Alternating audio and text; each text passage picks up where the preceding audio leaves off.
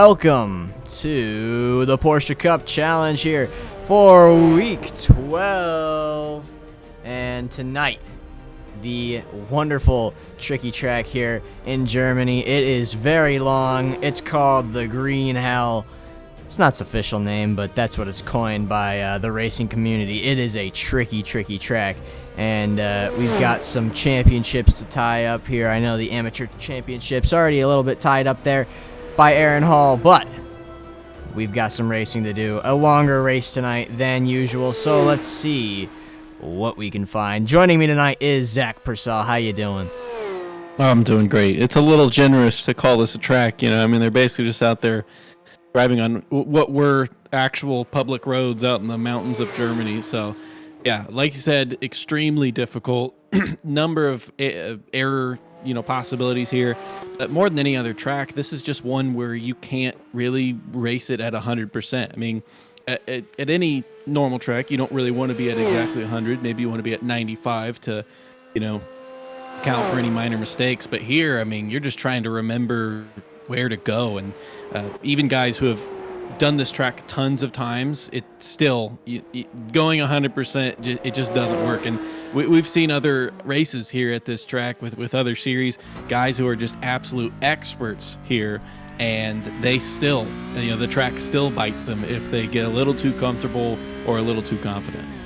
Yeah, I mean, coming up right here with Aiden Young, this is a tricky complex of corners. You don't want to get too much or that rear end will slip out and bite you, or you'll understeer and you'll go over into that barrier there. That's a common mistake. This is a very blind corner if you're only on one monitor, and hard to link it up nice, but Aiden Young doing a very nice job here. Coming down here, not as hard of a corner. You've got some nice areas to pick for your braking point marker. I used some of that curve there. Coming up here, tricky corner. You can always understeer and hit that grass, and then a nice, the first of the straights here. Coming up the hill as we come into this corner. It's tricky to line it up. It's get a good exit. You really need to nail it.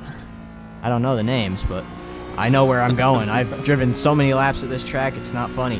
Now this is the longer uphill here as we continue our climb. We're flat out for, I don't know, maybe 30 seconds around that area. All the way as we climb these twisty corners and eventually ending it off with this scary left-hander. It's just about a lift. I'm not sure about in this car, but in most cars it's just a lift.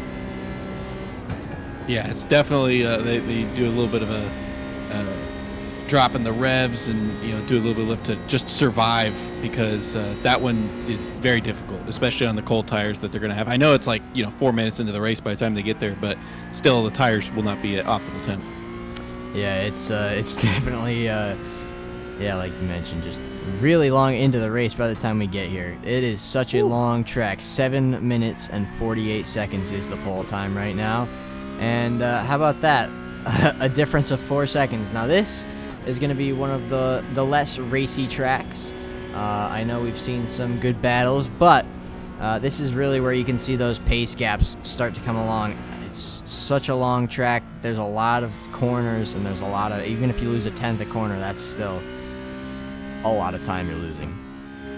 Yeah, more than any other track, this is one that's going to be, the passes are going to be guys who are in the wall and off the track. It's a very much a minimize the mistakes kind of race. I mean, the guys at the absolute top, the podium setters, they're going to have to make no mistakes and be very fast. But for anybody in the field to just go through either of these races cleanly will yield a really good result no matter what. That definitely will help you out there. I mean, 24 hours in Nürburgring is it's really just about finishing the race, isn't it, Zach? Yeah, it's 24 hours is even worse. Yeah, even a 3-lap race here. 3 laps is not easy. We're still talking, 20 or so minutes. Luckily, no nighttime running, of course, but I mean, you just can't get that much practice on this track just because you think about like, sure, that this corner is really tough. Well, you get to, do it just once every 8 minutes. So you don't really get as acclimated to the track during the race. You're kind of always on your toes. Yeah, if we take a look there, 23.65 kilometers. So It's a distance. If we say about round it up to 25, that's about 15 miles. Is that math? That's not math, but close enough. It's a long track. Yeah, 164 turns officially, at least by iRacing for this layout. This is not the 24 hours layout. It's slightly different. Basically, just kind of cuts out the bottom half of the Grand Prix section, and you just immediately join from there onto the Warsteiner curve or bit curve. It's not too much of a change. It probably only takes out 15, 20 seconds, maybe. Yeah, it's and then of course we're missing that arena there. But that takes out a lot of time. But yeah, so I wasn't too far off. 23.65 kilometers goes to 14.7 miles. So it's a distance. That's about, I don't know. Let's see Aiden Young's time here. He's had times lots of length purples. Spa. Aiden Young is really setting the pace. I mean, he's got a 4-second gap to second place of Ryan Winfeld. Could be more. And it's now 5.9, so almost 6-second gap now. Back to Mr. Winfeld. Aiden Young's kind of in a good spot Lucky sevens now. too. Oh, but Ryan Winfeld has an answer for that. Knocks it down to 3.33 seconds now. Well, I mean that's it. They've done both their 2 laps, so absolutely well done by Winfeld, second place there. But currently Aiden Young's in third place, Michael McLeod, fifth place Charlie Pouillier. Not many people can put in a lap now to contend with Young up there at the front. Yeah, and we're kind of running out of time now. It's not open qualifying today, so the end of this session is the end of their laps. They cannot finish the whole lap. Yeah, good point. Yeah, they had to get out pretty quick to be able to get these 2 laps in. And Troy Fenelon, that's a very impressive for a guy who is in a tight battle himself. He, coming into this race, he's in 4th place in the standings. He's only 4 points back from Shannon Motheral, though, who has yet to put in a time. It probably won't put in a time, I imagine, in this session. So he is on the track, but he is not going to be able to get to the line in time. Yeah, let's take a look here. Shannon Motheral invalidated 2 attempts, and he is about 1/10 of a lap away from setting a lap time, but he'll not be able to do that in the 2 seconds yeah, you can only left. do 2 laps anyway, yeah. Oh, so they only have 2 timed laps anyways. All right. Yeah. So invalidated both of his laps, I'd assume. He was on his 3rd lap, and Easy to do. that's going to start him in P19. So we'll take a look at our grid. And in first is Aiden Young, of course, with a 3-second gap to second of Ryan Winfeld, and then Troy Fenelon for the AMs. Michael McLeod follows him, then Devin Horvath, Charlie Pouillier, Philippe Straffarelli, Samuel K. Sproul, Aaron Hall, Rob Rodriguez Jr., Michael Carrillo, and Ariel Julian. And starting 13th is Carl Ribbing and Mark Santana, followed by Ryan Colhoun, Edward Hub, Jean Rivera, Jenna Motheral, Dan Morera, Miguel F. D'Souza, Young Choi, Stephen Eckenrode, and Gary Watson. So definitely one of our smaller grids here in the Porsche Cup Challenge. I know we've had some big fields over this season, but ending the season on a more of a tricky track, so makes sense. 24 cars is a good number for here.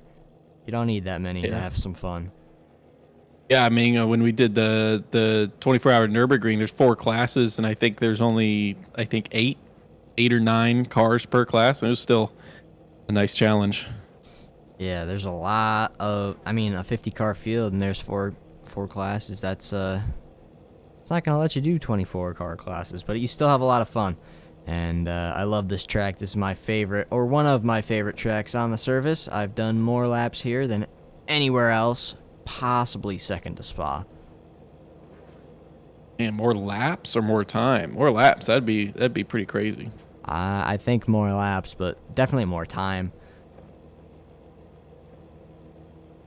I've definitely put a lot of time in this track as well. Hopefully these drivers did. Certainly some of those guys with their times at the front look like they did. Yeah, so 2 seconds left, and our gridding procedure has ended. There it goes. So 5 lights for the penultimate race of the season. Here we go. There's 3 of them, and there's the rest. They're on, and now they're out. Away they go. Aiden Young gets a good start, but Ryan Whitfield also manages to pull up side by side now. He's got a tire up there going too wide into turn 1. You want that inside line, and he's going to have it by the time they get there in the braking zone, but Aiden Young's pretty fast, and that outside line does work too. And Troy Fenelon trying to slip through as well there. We've got a little banging in the background I can hear, and Fenelon's now side by side with Winfeld, so let's see what he can do. Side by side going down. Aaron Hall caught up there. Luckily, nothing to lose, really. That's Ryan Colhoun and Jean Rivera as well. And that's Young Choi trying to navigate the wreckage there of, I believe that would be Ribbing in a different colored car here today. And what else do we have? Troy Fenelon up into 3rd now is where he started, but he almost had that 2nd place. Ariel Julian's on the move, though. He's up 3 spots, trying to make it 4 on Rob Rodriguez Jr. But look at Michael Carrillo. He just slipped by nice and easy. Is that maybe a slowdown? Why did he lose that much time? Yeah, yeah, that's a slowdown. He's bleeding it for off. sure. Now, that is a fun chicane right there they're going through. Very high speed. And you can kind of just slip it through. You're right on the edge of the car. It's a real fun one. We're now joining the Nordschleife here. No more GP circuit. So no more big wide open area. This is a public toll road. You can go and you can actually pay a fee and drive around it. Although it's only one way. I'm surprised not seeing any big issues here. This is a really tough section here early in the course. It's not so hard when you're alone, but when you have to battle guys. Carl Ribbing looking for it, but just can't get it done. He thought about it. It was brave. There is Sproul on the outside there of Watson. What a move. And he gets by. Wow, Aaron Hall there and Carl Ribbing as well. Side by side, Aaron Hall's got that inside and Sproul goes wide. Sproul's wide. That's Ribbing, I think, tapping the grass as well. And Ryan Colhoun, we can't see, but I think he might have had a little trouble there. There he is. He's definitely had a little bit of trouble there. Oh, no. They've been damaged from earlier, too. Yeah, now that big pace gap that Aiden Young had, it's definitely going to help him if he can pull away, but I find it's really easy to keep pace with the car in front of you at this track. I don't know why. Yeah, I think it's just that you have less confidence than any other circuit, and when you're behind, you can just do what the guy does in front, but just a little bit faster, brake a little bit later. There goes Aaron Hall and Gary Watson. And nice move. He's ahead. Oh my gosh, they're gonna go too wide down through here. Now this is a fun corner. I don't think it was featured yet, but you go down, and then all of a sudden you're going up, and you've got a nice braking zone. There they go into the compression. That turn's called. I don't know how you say it with a German accent. Foxhole, actually. Oh, that's Gary Watson sideways. One of them. Oh, that's over. Yeah. That's Gary Watson into the wall. So it's a very, very tricky turn. Easy to overshoot it. It doesn't look as steep as it is, as tight as it is, but yeah. That's gonna be it's gonna be a lot of damage there for Gary Watson. Yeah, that is, in my opinion, the toughest part of the entire circuit. It's the scariest, toughest, most difficult turn, and I don't shame anybody for making a mistake there, especially on lap 1. Yeah, it's definitely caught me out multiple times. Usually, though, I end up going straight through that chicane and hitting the wall, not going sideways. But it's all about how you hit it. Yeah, I actually spun going up that corner in the 24-hour and stayed on the track and did a whole 360 and stayed there.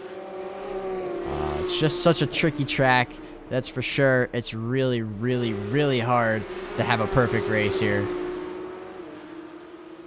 I can tell you right now that the 2 guys up front are looking extremely strong. Troy Fenelon's doing great, still holding that 3rd place, but starting to lose touch a little bit of Ryan Winfeld in front. And Winfeld has certainly not lost touch of Aiden Young. They've been within a second through this entire lap so far. Yeah, that's really impressive. And just wait until they hit that big, long straight. You can see it on that bottom right of that track map there. That is a long, long straight. So slipstream is going to be coming into play. It's a lot of straight line. It could be more than slipstream. It could be a double slipstream kind of thing where you pass, and if you pass them too early on the straight, then they get your slipstream and pass you. it's kind of a silly game. I did a race here in the Optimas, and the guy purposely let me by in the last corner before the straight because it was impossible to stay ahead going down the straight with how much of the draft helped you. Oh, Ryan Winfeld clobbers the carousel. Lucky to stay on the track, but now he's lost touch of Aiden Young in front. Yeah, it That looks was like a big mistake there. Looks like he went in a little bit too hot and then bounced out of it. And if you go out of that carousel, that's going to cost you a lot of time.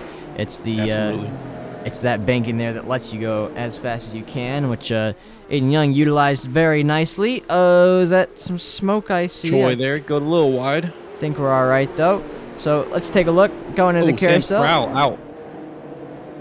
Oh boy, yeah.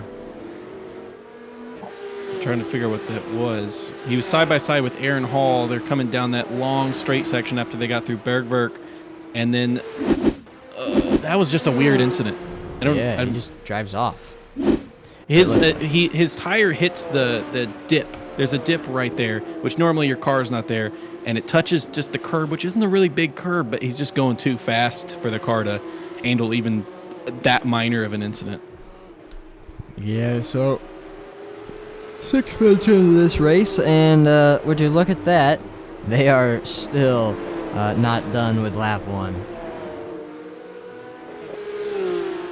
Yeah, it's been mostly mistake-free. However, that Sam Sproul incident and him leaving the session is pretty much wraps up. We were the two closest battles we had coming into this race were the third place position for Pro and third place for AM. Well, third place for Pro, that's wrapped up now. Sproul was only 2 points behind Michael McLeod, but obviously Michael McLeod running there in fourth, and then Sproul's not even going to finish the race. So it certainly looks like Michael McLeod will finish at least third. He could mathematically take second if something really bad happens to Aiden Young's night.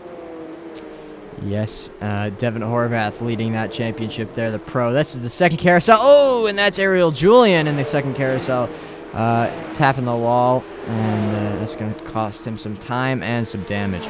But Devin Horvath is the leader of the Pros, and I think there's not really a big chance of him losing that for the championship. But Aaron Hall does have this championship under lockdown for the amateurs. If you did your math correct, I did not math it up.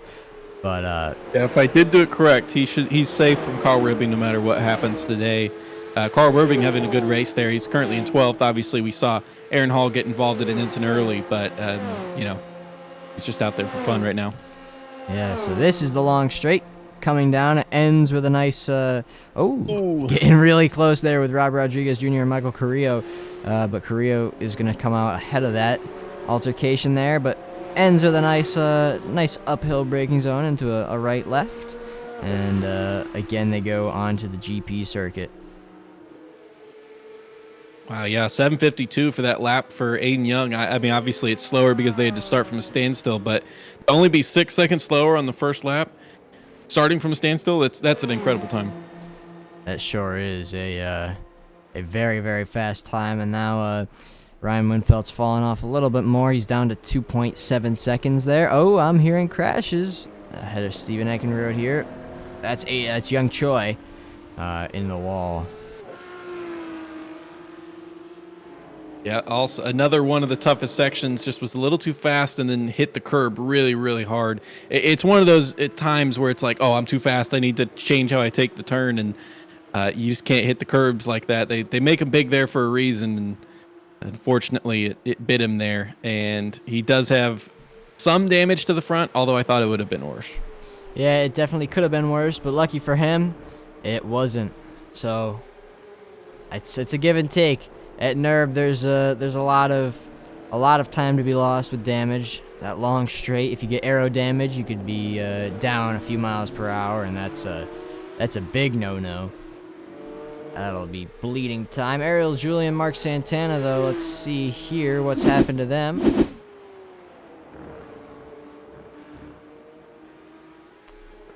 I think Mark Santana loses it, and Ariel Julian collects him. Yep. Going on to the Nordschleife. Into what's called turn 13, but it's actually not turn 13 now. No longer is it turn 13, but on to lap 2 now. We're 9 minutes into this race, and we're only just beginning lap 2. As you can see in the bottom, or the bottom left hand of that track map right there, that's where we are. Aiden Young's doing what he needs to try, and challenge for that lead in the championship right now. Down 14, has a 2-point disadvantage, I believe, in the drop weeks. Just doing some quick math. So, I mean, he's doing what he needs to do. He needs to win, and he needs to score as many points as possible. But with Devin Horvath in 5th, I mean, if he's able to do that kind of performance in both races, then no matter what Aiden Young does, I believe Horvath comes out with the win. So, Aiden Young needs a little bit of divine intervention, but he's doing his part right now. Yeah, he is looking pretty good. And look at Michael McLeod also on Fenelon. We're about to come to the downhill section down into the foxhole, and he's as close as he's been throughout this entire race. Was 0.3 actually going into that braking zone into Arenberg back there. There we go. Yeah, he is catching up. You've got a nice little gap there for him. And it's now within that half second, or it's dipping in between there, the half second range. This is a tricky corner. I've seen many people lose it here. You just get a little bit of understeer and hit that wall. And of course, this is one of my favorite, but also scariest sections of the track. Yeah, Meskisfeld back there, really tough because the first one you can understeer just by being a little too brave out into the grass, but then the second one closes up slightly more than the first one does. And yeah, it gets a lot of people because they just don't really see it coming, and you can kind of get a little bit too comfortable and forget that you got to brake a little bit harder for the second one. It's one of the biggest things at this track. I know we've mentioned it before, is as you go, you really got to be on your game with the competitiveness of this league. And at the Nürburgring, even if you're just driving in a solo test drive, you really got to be thinking about where you're going, what you're doing. And as this race goes on, I mean, 3 laps, it's not a lot, but it's also not light driving, and that's about total of 7 laps we'll be doing. And 7 laps is usually a full fuel stint in the GT3 cars, which is about an hour. Yeah, it's something where I would say that the second lap is usually the easiest lap of the race. First one, you're dealing with a lot of traffic and some ultra cold tires. Second lap should be the easiest, and it gets tougher the longer you go on. So, I mean, at testament to that, I don't think we've really seen any mistake here from the drivers on the second lap so far. It's looking good, although this is Jean-William Rivera. As we came down the hill, what happened to him? Oh, just got. Yeah, he was way. I think maybe he just kind of forgot which turn we were coming into with the fair siphon there, because he was going way too fast. I've seen lockups and that was close. Santana. I've seen lockups and mistakes there for sure, but he was going really fast. I think he just forgot which section of the track it was. Yeah, that's very, very possible. Oh, that's Shannon Monthrall right in front of us there, going around, and also our wonderful champion of cursed everybody of the AMs. Yes, you did. Catching the grass there. Wow. And, is now, oh man. Now scraping his roof. Oh wow. That's dodge. Rivera almost collecting him there as well. So Monthrall deciding to tow. I mean, just kind of lost it again. He braked a little bit too late, and then he tried to turn in early to compensate, and the car just spun around on him. It was into a stale struck, I believe. Yeah, right before the carousel. That's what I call the bravery corner there. That's as you go up the hill, and yeah, you got to be really brave. That's for sure. Well, Monthrall, he'd made it through Bravery Corner, and then he'd made it through Cluster Tall, and it was the hard braking zone after that, just braking too late and then trying to compensate with an early turn in. All right, well, I see 18th place. That's Gary Watson. You could see him on that track map for a second. He was very stationary, and now he is, I believe, in the pits? No, there he is. He's going again. I think that was just a glitch. All right, well, he is on his merry way. So down to, I guess, no, we still have 19 cars. Edward Hubbs out there bringing it around, and this is actually the start of his first lap. At the front, Aiden Young looking strong still. He's making his way down the long straight, but I mean Ryan Winfelt, he was 3 seconds back when they crossed the line last time, which was a long time ago. Now he's almost 5 seconds back, so he's getting no benefit from the draft in front. He's way too far back, and now Aiden Young doesn't have to worry about this straight at all. Yeah, this Gonna break the toe here. He's allowed to, as long as until McLeod gets close, he's allowed to weave. Yes, he is, and it's looking like it might have been effective. I don't think. Oh, it's McLeod wants it. He's gonna pull out. He's side by side with him, going up. That inside line is good to have, but he's not brave enough. We still have another lap. Aiden Young is in the pit lane for some reason. What in the world? Oh yeah, he has his. He had a drive-through. Oh, he does. But this won't be so bad because he's so fast that I don't know how many the fastest lap. Oh well, I guess we had a standing while in start. the pits. Yeah, we had a standing start, but that's still pretty funny. Yeah, but look at everyone else's laps putting in. He's 3 seconds faster at least than all of these guys. So that's a testament there to Aiden Young's speed here tonight. Not too slow. Let's see where he's already come out now. So he's in 8th place, and probably, I mean, he's got guys in front of him that that he can see just in front, and he's 7 seconds, 8 seconds a lap faster. So he could finish as high as 6th or 5th. I had forgotten that he had that drive through, and that definitely hurts when he needs to score as many points as possible, and Devin Horvath needs to score like none. Yeah, I'd read that before the race start, and then yeah, me too. I forgot. I just kind of did not store that in my brain. But Michael McLeod is really chasing down Troy Fenelon now. We checked in on him earlier; it was 5/10, and then we saw him battling at the end of the straight. But Michael McLeod now maintaining that gap to about 3 seconds, 3/10, as they go through this complex. This is the white flag. It's actually displaying it up there. See it on the top left. Fenelon has been doing a great job defending. It's extremely easy to defend through this section as long as you stay on the track. It's so tight, so twisty. But there's a couple passing opportunities coming up soon, and Fenelon just needs to maximize his exits. Yes, he does. So, the exits are what matters. This is a wonderful one. Coming up this corner now, I believe, is Flugplatz. I don't know how to say it. Flugbacher up into Flugplatz at the top of the hill here. Just a little bit of a dab of the brakes. Look at that. You almost get air on these cars. Yeah, I love this track for so many reasons, but these fast corners where you're just barely tapping the brakes, shift that weight forward, get those tires to have that grip they need, and then throw the car around. This is another one, another fun one. It's just a lift off.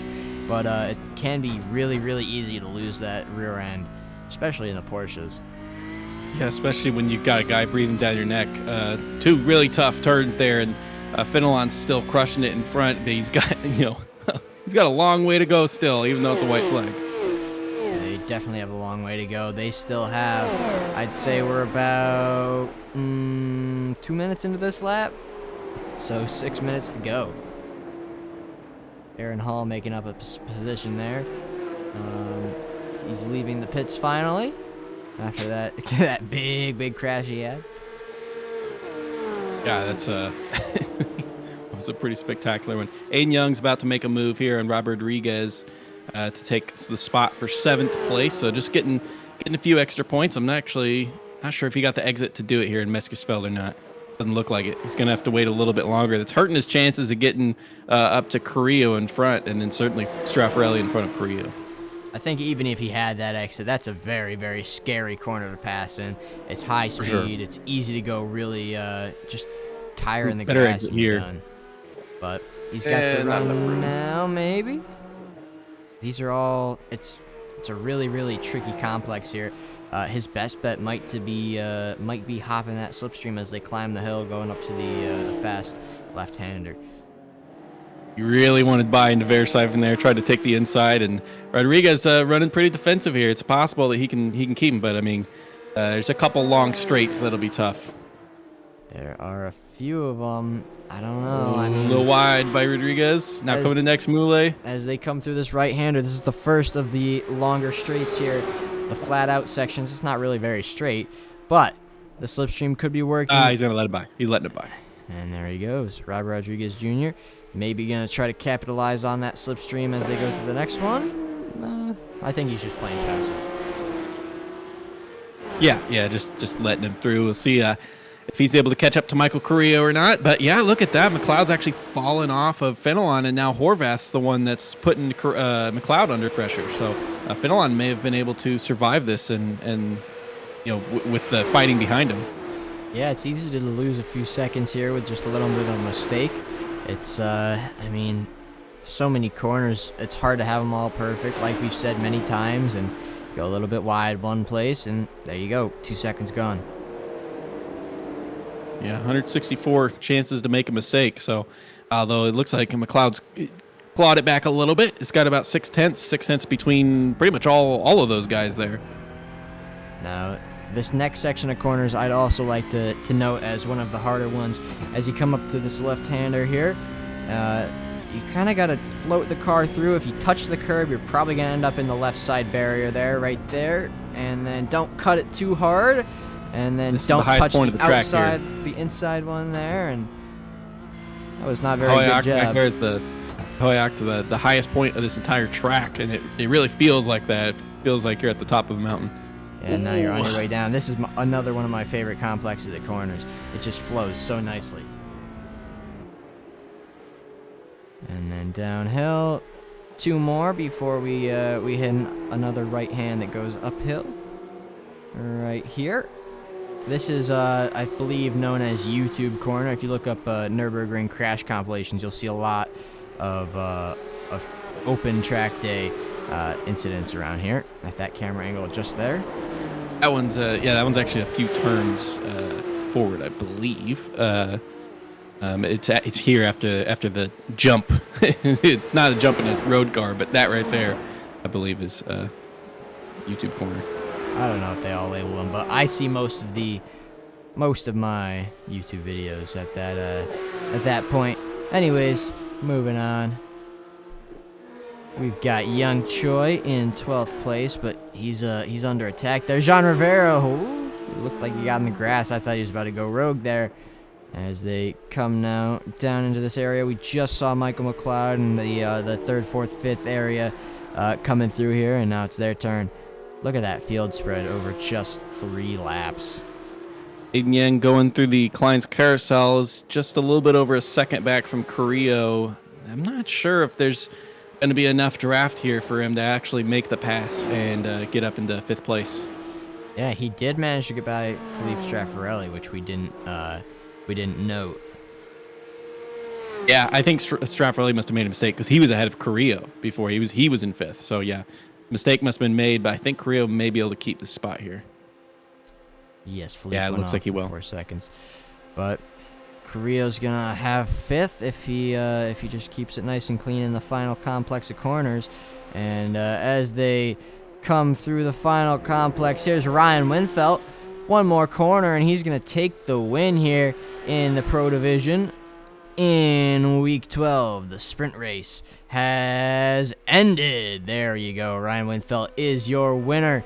And Troy Fenelon is going to win for the amateur division, but he's going to take second Horvath overall. Around McLeod. Yeah, Horvath as well. 3rd place now, who he took it from Michael McLeod on the last lap. Of course, there's only 3 of them. Oh! And there goes Fenelon to the moon. There he is. Wow, that's something.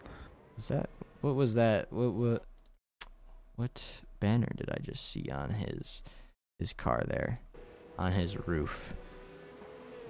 On Fenelon's roof? Reminds me of Connecticut. I don't know what that is. It looks like a family seal. Family crest. All right, let's take a look. I guess.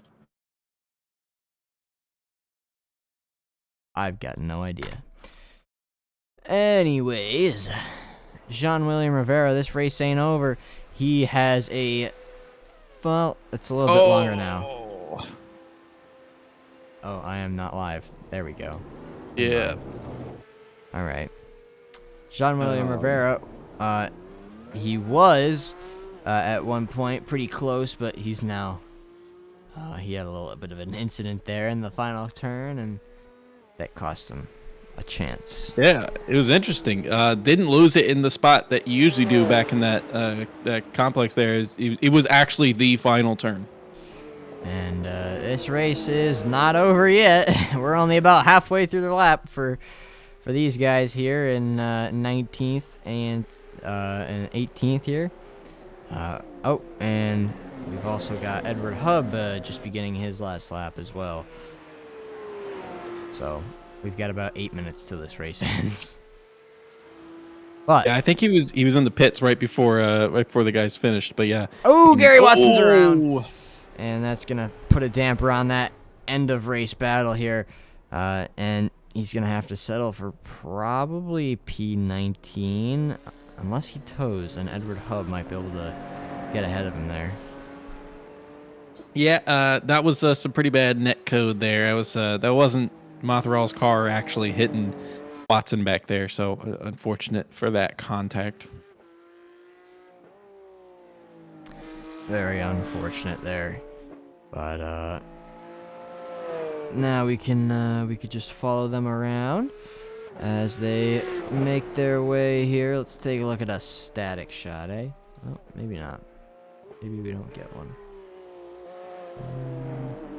Okay. Well, how about an onboard? Definitely looking good for Fenelon after that. I think that it's pretty much, unless he wrecks out of the feature race, pretty much going to be wrapped up, I think, for him to get the third place in the amateur championship, because he came into this in fourth, just 4 points down from Mothral, who we can see is unfortunately down there in 17th after some early incidents.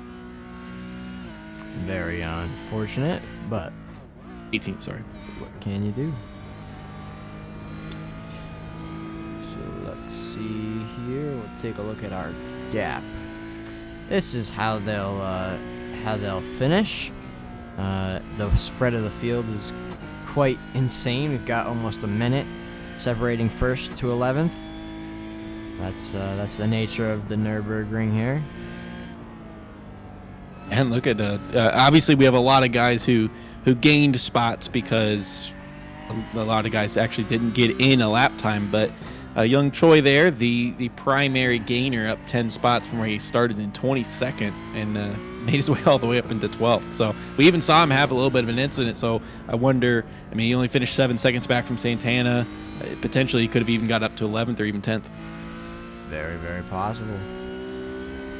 Rob Rodriguez there is the one who is going to inherit the reverse grid pole for the feature race, and I believe that he had a reverse grid pole earlier in the season as well. I can't remember exactly what track it was, and did quite well to start from the off the line and maintain that first position. So keep an eye on that. He'll be next to Philippe Straffarelli, though, who has been pretty good on some race starts this season as well. Yes, he has. We've seen some wonderful stuff from him.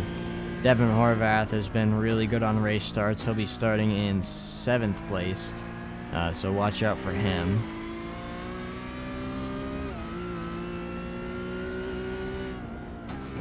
Yeah, we have a good number, a little bit to go through here, as Edward Hubb is just now in the carousel, which is basically kind of marks 2/3 the way through the lap or so. Around there, we've got. I always believe that about the carousel to the second carousel is one of the best sections of racing track there is. And if you ask Jimmy Broadbent, I think he'll agree with you as well.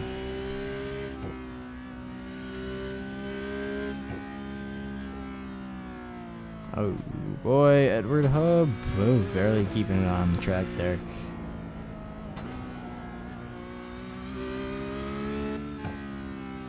All right, sorry, I had an issue there with Discord. Kicked me out, but I'm back. He is back. Didn't miss much, just a little bit of a moment for Edward Hubb, but managed to keep it on the track now, and He's just got to finish this lap, and he'll have P20. Yeah, talk about getting your TV time. I mean, he's basically getting a filmed hot lap here. Yes, he is. And look at that paint there, the Kraken livery. That's one we've seen a few times in various cars and series, but always a classic. Finally making it through the last few corners here, coming up pretty close to the client's carousel. Schwabelschwans now. This one is one of the tougher corners. We didn't see anybody make a mistake there, but hitting that curb can definitely send you into the inside wall. And this carousel itself has its own difficulty. It's definitely tricky. It's easy to overshoot it and end up in the wall, and it's just got all sorts of complexities to it. All right, finally heading down the longest straight in all of major motorsports, and doesn't have any benefit of a tow right now, that's for sure. He definitely does not have any tow. He is the only one on track, except Young Choi's car is vacant in the end of the start-finish straight. So just in case you wanted, they are skipping the warm-up that they typically have between races. So we'll get right into gridding for the feature race once Edward's able to cross the line here as he comes through the second to last and final corner.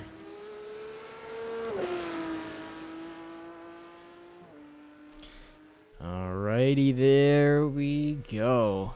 Edward Hub crosses the finish line for an 8-minute 30-second lap, which is about 40, 50 seconds off of the pace. But I think he started in the pit lane, so it's not that bad. Yeah, he pulled out of the pits for that final lap there. All right, so now we've got to do it again. With our wonderful Nürburgring, we've got another 4 laps, I think it is. Got one extra. Yep. So it should be, if they all finish around the same time, about the same length as that, as Edward Hub kind of started when they finished. So let's see what we can get done. Gridding up already, so we're about 40 seconds away from getting the racing again. I'm very excited to see what happens going down to turn 1. We saw a great battle between Young and Horvath into turn 1 before, so I'm excited. Yes, it's gonna be fun. Winfeld, sorry, not Horvath.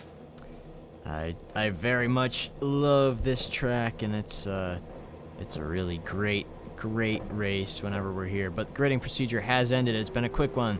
For the last time in this season, week 12 comes to a beginning and an end here, and the lights go out. Away goes Robert Rodriguez Jr.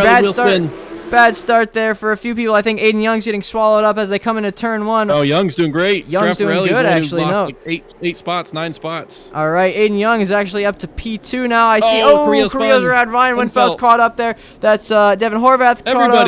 Oh my, that is a big collision there. That is a pile up. Ariel Julian going very, very slow. We could see even more. Oh, that is Carl Ribbon getting by there. Edward Hubbs caught in that. Shinema Thrall. Oh, Devin Horvath. Look, D'Souza's up 10 spots. He started 14th. He's in 4th. Yeah, that's not too bad, is it? Rob Rodriguez Jr. Only 4 guys didn't get involved. Aiden Young is now right in the attack zone on Rob Rodriguez Jr. and he's looking to make it work. He really wants it. We know he has the pace, and that drive-through last race just kind of did him in. But he's on a hunt now as he comes up into this fast chicane, and you can already see he's a little bit better. I'm hiccuping. Sorry. On the oh wow, look, he's right on the bumper. He's a little bit better through that corner and manages to carry a little bit more speed. Other than there are 3 guys who had to tow in Winfeld, Julian, Santana. Horvath's the guy who's lost the most places, followed by Michael Carrillo. So that hurts. Horvath does have an extremely comfortable, buffer for the championship. Although it looks like he has no damage on the car He just must have got stopped in one of those traffic jams as Ryan Winfelt retires the car, unfortunately. Oh, so he's out of this race, but just look how close Aiden Young is to Rob Rodriguez Jr. He is going very, very aggressive to begin this race. Michael McLeod's right behind him in the pro category, so you really got to be mindful. Oh, never mind! That is Michael McLeod straight off into the wall, I think. Where did he hit? Well, let's see another look at that. Oh, he got lucky there. Really quick. There he is, and right off into the wall. Oh, boy. It could have been a lot worse. I'm actually shocked that it's the car's driving. He's actually driving the thing straight. I thought that was gonna like blow off the tire or something. Yeah, as I was saying that, I was about to make a point of, if you're Aiden Young, you want to push and you want to get that first place and try to keep second in the championship. Oh, there he goes on Rob Rodriguez Jr. Now he's in first. It doesn't matter anymore, but you also had to be mindful of Michael McLeod behind, and he's your main competition. Michael McLeod now dropping some spots as the rest of the field catches up to kind of punish him for that mistake. And Pit, he towed. Yeah, he's in the pit lane now. He had another incident. He was off track for about 8 seconds, and then just decided to call that tow truck. Yeah, D'Souza, one of the only 4 guys that just made it through that first bit unscathed. He's up 11, Rivera's up 10, and Hall's up 11 as well. But he's running there in third. He's defending from Straffarelli, who had an unbelievable amount of wheel spin off the line. He lost so many spots, but somehow he got out and is in 4th place. So he's got a little damage to the front, but not too bad. Yeah, look at that. We're down 16th is the number that pit. So from 23rd down to 16th have pit. So 15 cars left running, which is, I mean, some of them will probably come back out when that pit time ends, but that's a long, long tow, isn't it, my friend? Yeah, Fenelon's another guy who pit, and I think luckily his performance in the first heat was enough to save him. But yeah, it was he just lost it in the first section. It was a really big impact, actually. Yeah, Carl Ribbing missing a hood there. If you want to speak about impacts, I think that's from that turn 1 collision there, and that's going to cost them a lot of straight line speed when they get to those straights. Yeah, I mean, it's bad enough he may just run into the box and get it fixed up real quick. His actually came later in the lap. Again, Hull and I can lie. We had Aaron Hall go wide, Young Choi spun, and then Carl Ribbing hit the stopped Young Choi. Mothral was involved, hitting him a little bit. We saw everything that happened at the start of that race. Well, even more happened in the first bit of the Nordschleife. Oh boy, so more drama. Look at that, Philippe Strafford. Oh, even getting in the grass a little bit, trying to get by Miguel D'Souza, but just not working on this instance. If we take a look, that's the gearbox view of Philippe there. They didn't need to do it there. There was time to set up a kind of a better spot as they come through Courage Curve here. Yeah, he did seem a little bit antsy there. Now up the hill they go. We're approaching into the carousel area, just about 2 more corners. There we go. There's one, and then a little kink before we go in to the carousel.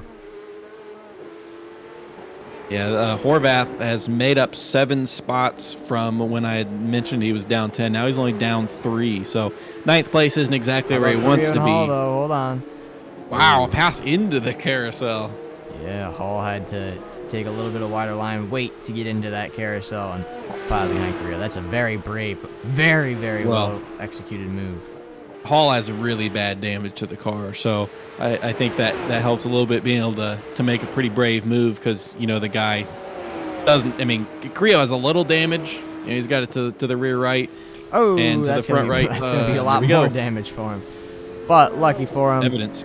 He's got the championship sealed off, so no big problems for Hall. He can either retire a champion, or he can drive around and finish it out, but no pressure on him tonight. Horvath's about to get his spot as well, so then he'll just be down 2 from where he started. Charlie Puyer's up 14. He didn't finish the first heat, much like Aaron Hall, and so those guys, obviously have made up a lot of spots, but the D'Souza and Rivera ones are really impressive. They definitely are very impressive, especially considering where they started. I mean, 11 spots from 14th.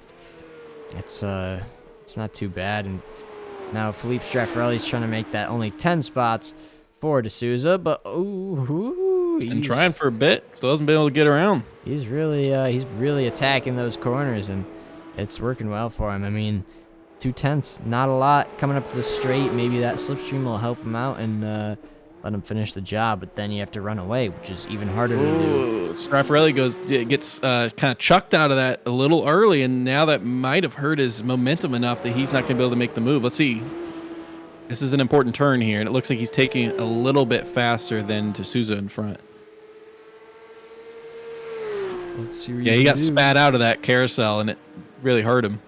He's gaining as they go down the straight. You can see a lot of weaving from Miguel there, and looking like the Indy 500.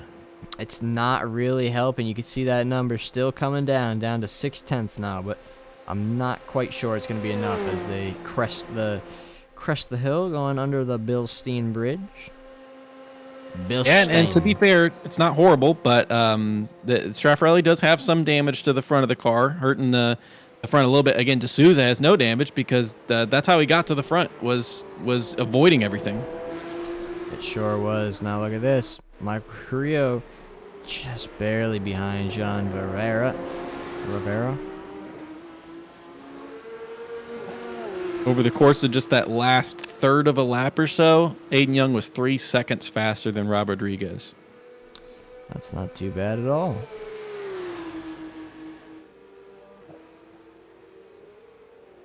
He's looking really strong. Obviously, no drive-through penalty for him today. So if he can just repeat the kind of pace that he had in the first, side by side they go, and Carrillo's got that inside line. I think it's gonna work out. He's ahead. There they go. Carrillo is one of the guys most impacted by that opening, kerfuffle, and had lost I think 9 spots at one point. But he started in fifth. Started in fourth. Now he's in fifth, and trying to put his sights on D'Souza in front, who he's got about 5 seconds to. Yeah, and you can't forget though about Jean Rivera. We've already seen him going side by side, hassling each other. So hopefully he can pull away and keep that 5th place. Miguel D'Souza is off track though, so let's see. He crashes. Let's take a look. Oh no, that's bad. Where is he? There he is. He's having some trouble. At least he's gonna reach. I thought he was about to tow there for a second. Yeah, it looks like that just came in the exit of the NGK chicane. It was a little bit of an interesting incident. I don't think I've quite seen it happen like that before. Just loses it, and it on the colder tires, and then it gets sent all the way out into the grass, hits that wall. I've never seen someone crash on that wall yet. I've seen it. I've done it. You just get on that curb a little bit weird on exit, and it throws you for a loop. Well, luckily he was able to get the car going again. Has bad damage. It's not looking amazing. It's not as it looks about as bad as Michael Carrillo. And to be fair, Carrillo's making it work for himself. Now in 4th place, but it's going to be a little bit of a pain these last 2.5 laps. It definitely will be. But yeah, Aiden Young crushing it out front. A completely clean car, as him and just a couple others were able to avoid all that stuff at the start. And it's now, I mean, like I said, when they crossed the line, it was a 6.6 second gap. Well, it's already over 10 seconds. Now, I wonder if he could have kind of pulled it in. I mean, that wall he hit was the GP pit entrance wall. So I wonder if he could have pulled it in the pits, what kind of penalty would he get?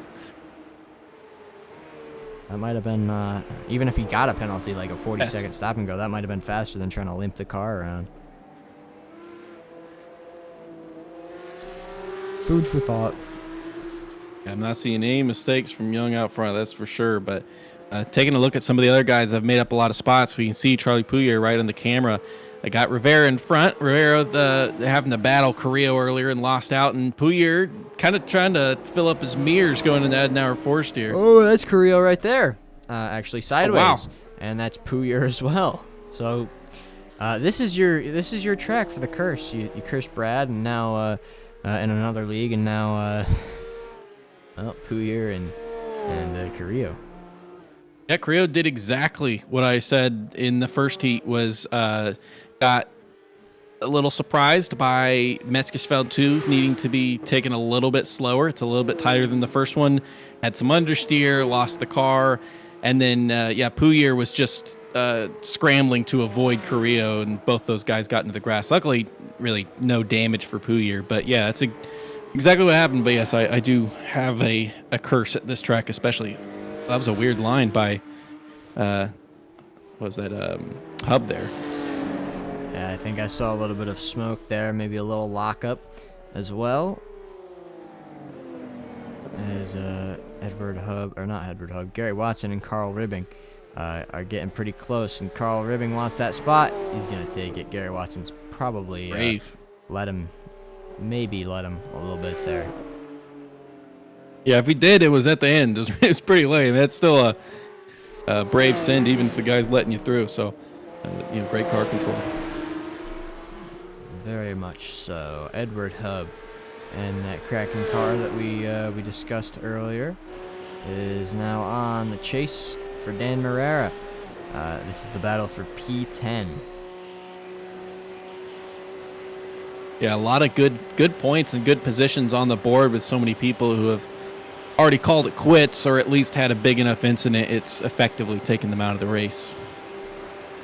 Ariel Julian may be one of those. Yep. That has an issue. Oh, he's in the pits now. Yeah, it was just a wreck again in that really tough opening section of Poan-Eichen, and it wasn't even really the worst damage, but he had I believe had just pit for damage to fix, and just towed because it was like I just got this thing fixed. Yeah, that's always demoralizing. I've done it before. You get the car fixed in the special event, the 24 hours on NERB specifically. You sit through 30 minutes of repairs and go out, do about 3 laps, come back, do about 30 more minutes of repairs. It's not fun. Does look like Charlie Puyar's catching up a little bit to Rivera in front, but again, both these guys up tons of spots from where they started. It's not a ton, but he was over 2 seconds before. He's brought it down to 1.7. Has been in the 1.6 range a little bit, although Rivera does seem like he's maybe a little bit stronger in this section of the track near the end. Yeah, maybe a little bit. Let's see some of our sectors. There's a lot of them. Yeah, lap comparison's not going to help you very much here. No, but we've got individual sectors here. I think there's like 13 of them. Yeah, it's like 13 or 14. I can remember the turn names. I cannot remember where the sectors start and finish, so I couldn't tell you which turns make up any of those sectors there, unfortunately. I can barely remember the turns, but somehow I manage. Ooh. That was a little scary there by Mothwell. It was tempting fate. Had the front wheels in the grass. If his rear wheel had touched, that was going to be over, and that was high speed. Yeah, you know what they say. You gotta live on the edge, and I think we all know the fastest people are with those undrivable, really, really sketchy setups, so you really gotta risk it all to go fast. Despite the damage, D'Souza showing that him being at the front was not, out of character for him. He didn't just get that through luck. Obviously, you can see his top speed is really killing him with that damage. But it shows you that, he had the pace to be up there. He's trying to make the pass and is still in a good position despite, Carrillo's getting really close to the rear corner of D'Souza. Trying to pull out. And D'Souza's able to pull out. They're 3 wide as they, never mind. They touched. They had touched for a second. Come to the final corner of the track, and it's he makes like it through. D'Souza's gonna stay ahead. Wow. of everybody there in that little shuffle. Mothral coming out in the second, and then Michael Carrillo is going to be in 9th place overall now. Oh, that was awesome to watch there by D'Souza. He made it by with a centimeter, and what a move, because that's really going to help him out. It seemed like he had more pace, and Carrillo was definitely challenging him, but now Carrillo There goes Carrillo challenging him right now, and Mothral doesn't seem to have much of a defense on him, and he's through. I was going to say he needed to find a way around, but there you go. He found his way around. He did indeed. So lap 3 now has begun. We're just about halfway through with this race. Aiden Young was 10 seconds faster than Rodriguez in that last lap there. I mean, Rodriguez still one of the fastest guys on track. I think only Straffarelli, other than Young, was faster than him. But 7:58 for Rodriguez and 7:48 for Young. I mean, no one's even close. Yeah, on screen now, the last lap time from every driver. That's considerable, I'd say.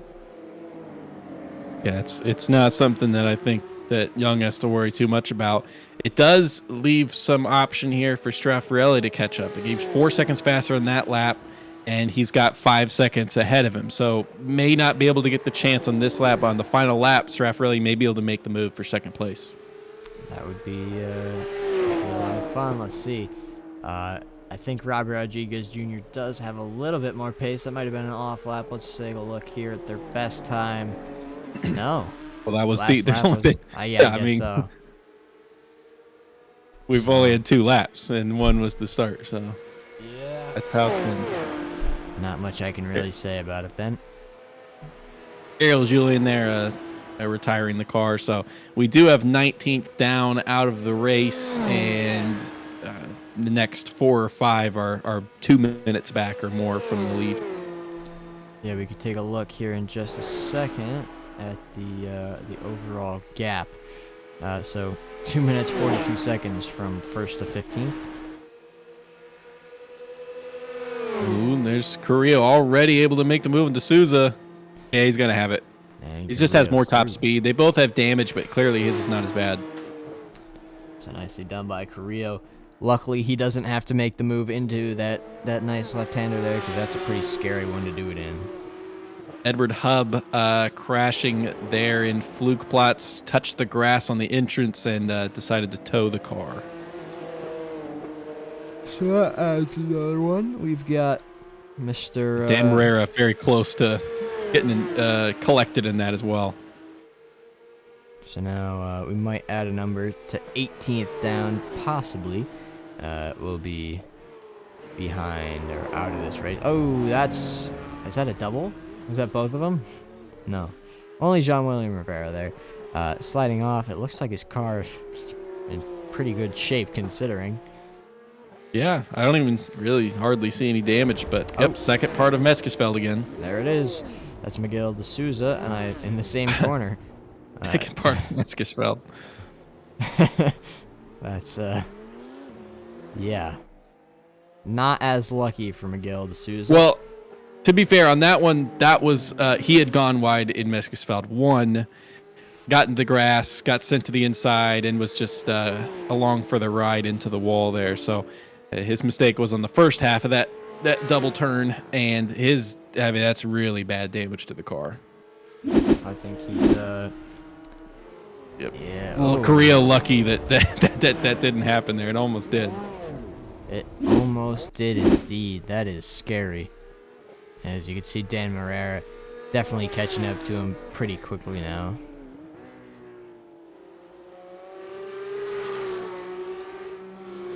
Yeah, it's a couple guys now who have just made some minor mistakes, and it's totally taken him out of it, but Aiden Young's definitely not one of those guys. He's now got a 21 second. 21 there. We're about to get to 22 and just probably a couple corners here. 22-second gap behind, and yeah, I mean, that's wild. We're not even done with 3 laps. You know, and Rodriguez actually started in front of him too. Young had to make up some spots. 2 spots. Yeah. Aiden Young has completed 2.68 laps, and he's pulled a 2:22. 22-second gap and gained 2 spots. So lots of 2s here. We're also 21 minutes into the race. So lots of 2s here for Aiden Young. And I think he's going to finish second, number 2 in the championship as well. Yeah, we definitely have some fast guys as well that you wonder, how it would have gone if they had not crashed out of this race already. Michael McLeod, Troy Fenelon, Ryan Winfeld, guys who at least could hold a candle to Aiden Young's pace in the first heat. But I mean, Young's running away with it right now. Unfortunately, this is not general classification. It's not like rally where you win by more seconds than you get more points kind of thing. And first place is a first place. Doesn't matter how much you win it by. And it just with Devin Horvath recovering up to 6th place, it's just not enough points on the table for Young to be able to get first. But still, an incredibly impressive race here in the finale. It definitely is very impressive. That's now 24 seconds. I know about a minute ago it was 22, but now it's 24, just in case you were wondering. Yeah. He is blazing fast out in front, and I don't think anybody has an answer for that unless you make some sort of mistake. It's pretty interesting. We have, the sprint was 3 laps. I think this is because of the damage that we got from a lot of guys early. But the sprint was 3 laps, and we had a lot of battling at the end of the 3rd lap still. And this is the only one we're looking at right now. Dan Marrera and D'Souza in front of him, because everyone else is like at 3 seconds plus. This makes me think of like an hour-long endurance race. The gaps. Yeah, it definitely does remind me of that as well, but it's not. And here he is, man, coming through just under the Bilstein Bridge. I don't know how you say that in German soundingness, but he's got about 3 corners. He'll finish this lap. Or 2 corners, I guess. Finish the lap. He's got 1 more to go. Dan Marrera, I would imagine, is able to fly up on D'Souza here in the straight, as D'Souza's just bad suspension and aero damage to the front of that car, and Marrera's car is perfect, actually. There they are, coming through this this final complex of corners, and now into the long straight. White flag is flying for the next car to cross the finish line there. That's Rob Rodriguez Jr. and Felipe Straffarelli just passing the line. We don't have a situation like we had last heat where somebody was immediately in front of the leaders right at the end of the race. What in the world? That is how bad his suspension and steering is. He nearly just drove into the wall on the straight there. Yeah, it's tricky, and I don't know what the gap was before the straight, but it's down to about a second now. Actually, Marrera didn't really capitalize in Galgenkopf the turn before. He had to let off early and just wasn't able to carry as much speed as possible. His top speed's definitely better than D'Souza in front, but just didn't maximize the exit of that important corner. Maybe he can do something down into the turn 1 and 2. It's not a chicane, but it's a right-left. I don't know what you'd call that.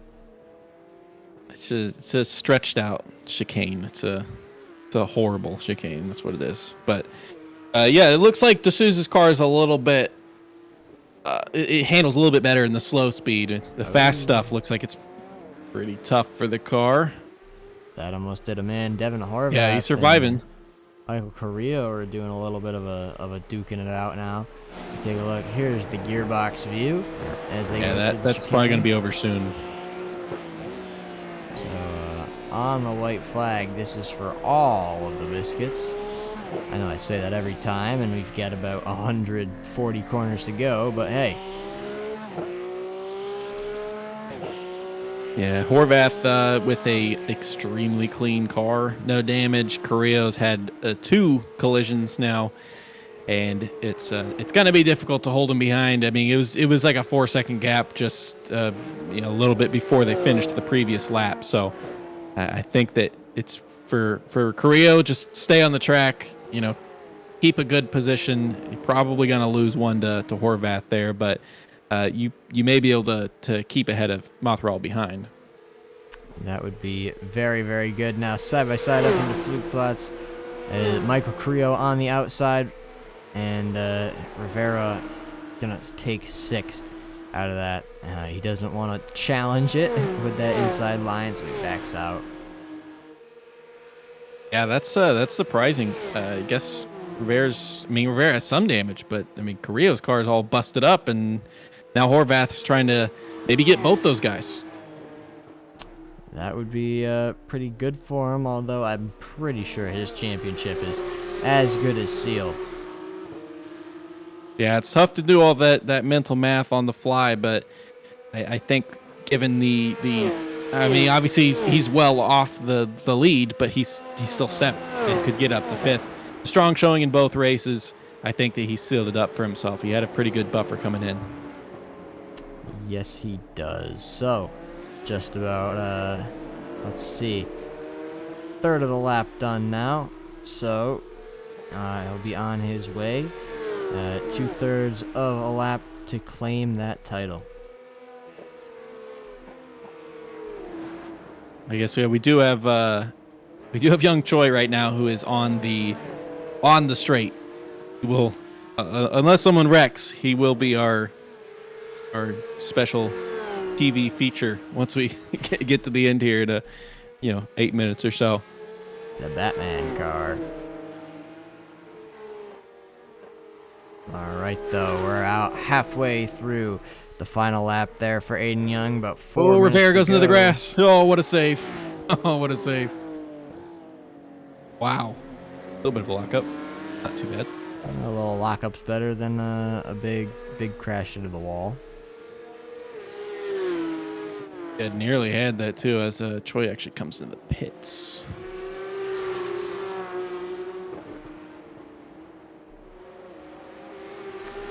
Choi in the pits. I hope he doesn't come out. No offense, young Choi, but yeah.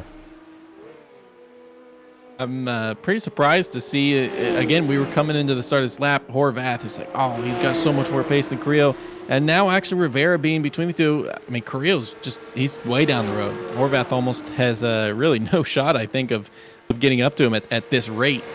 He's gonna have to put a lot of effort into just getting by Rivera, and Carrillo continues to disappear out of sight. Yeah, he is cruising up there, and now look at Devin Horvath, about 2/10 off the back here. Like, where to go here, of Jean Rivera. Can't go anywhere. You have to back out. It's a tricky corner to get by in. It's not for the faint of heart, and it's not for those that want to risk their whole race. Yeah, and it's not just the race to him; it's the championship. Again, I don't know. I can't run through the math on what happens if he were to crash out now and finish last. But obviously, if he just finishes it, he's safe. Finishes it where he's at, just takes it home. He doesn't have to worry about guy behind. He's still got 4 seconds behind him. So he's looking pretty good for the rest of this race now. I've got just about onto the straight. 3.8 laps completed for Aiden Young. That's 2/10 of a lap until this season is coming to a close. And with a 32-second gap currently on Rod Rodriguez behind. I mean, when they crossed the line, it was 25. So he's just continuing to put in lightning quick laps. May even set a fastest lap here for the final one. That is, that's not too bad, I'd say. And keep an eye there as well on Felipe Straffarelli. That gap's down to just under a second, maybe, from him to Rob Rodriguez Jr. The rate slowed down a little bit, but it's still possible for him to make it. It's going to depend on how this Klein's Carousel and Galgenkopf go for him. Ooh, that's going to do it. Rob Rodriguez into the wall, and that's going to let Felipe Straffarelli through as they approach the final straight. Wow.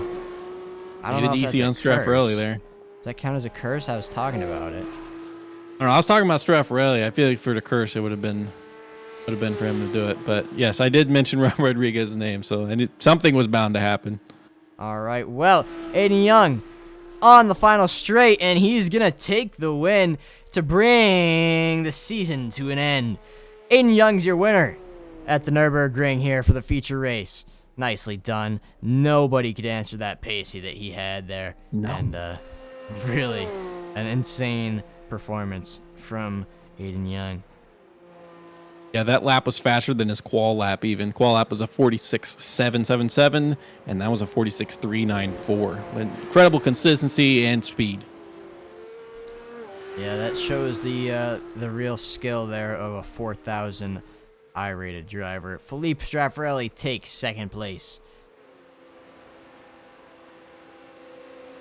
Is he gonna have? I don't think he's gonna be able to. Oh wow, the gaps. Boy. It's really closing. Closing up now. Not close enough. He's going to need some magical brake pads on that car to make anything happen. I don't think it's going to work for him. Devin Horvath following Jean-William Rivera. He's had a great season. Really strong showings. I think Silverstone stands out to me, if I remember correctly. But Devin Horvath has seen the final turn. He's going to come across into the final straight. And Devin Horvath is your pro champion for the season. Congratulations, Devin, if I have the math correctly. Oh, Aaron Hall, yep. our amateur champion there. I was going to give him a nice announcement, but he's in the wall. So final corner done, and really inspected the wall, made sure it was up to safety code for Aaron Hall, and he's going to cross the line to become the amateur champion. He had it locked up before this race, and it's his now as well. Congratulations, Aaron. Yeah, Horvath did have a great season. Like you said, Silverstone was a high point. Rutska again, Sebring last week, all of some of his best weekends. But really, the mark of his season was consistency. His worst race was a 28 total points, and a lot of guys were doing that every week. So the consistency is what really helped him out. You know, this wasn't his greatest race of the season, but it was enough. And that's what a lot of the races have been, where he's just been consistent and safe, and it did him favors. Yeah, and the consistency paying off for him is going to give Aiden Young the P2 for the championship. That's going to be a $20 prize. And then, of course, Devin Horvath, his championship win, his first place, gives him a $30 payout. And then P3 in the championship, I believe, is Michael McLeod, gets $10, even though I think it's his money. He's the league owner. Amateur P1 for Aaron Hall, he's going to get $15, and then P2 and P3 get 10 and 5, respectively. Yeah, P2 coming in was Carl Ribbing, and I think Fenelon maybe had the chance to overtake him if he had not crashed out of this race here. So I believe Carl Ribbing is most likely second place, and Fenelon finishing third, hopping Mothraw, I believe, through these races. Alrighty then. Well, the points will be updated when this race finishes, and everybody can go take a look on the spreadsheet, as we will have a better understanding then.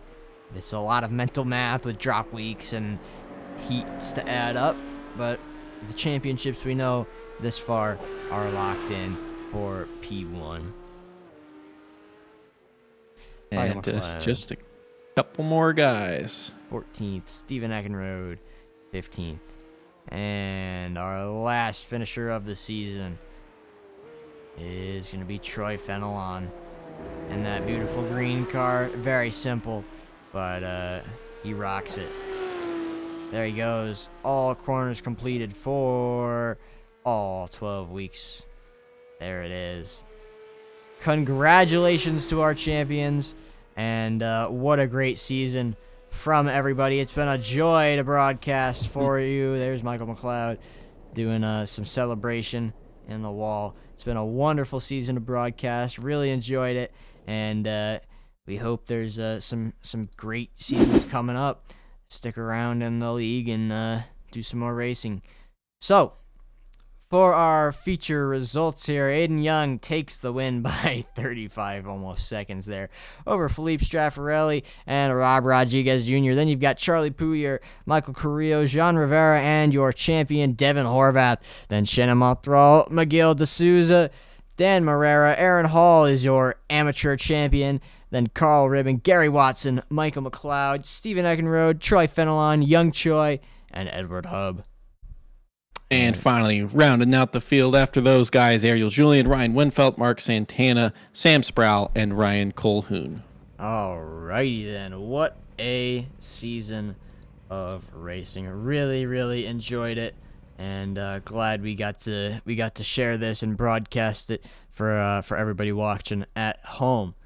But with that, season 3 is going to come to an end. Good night.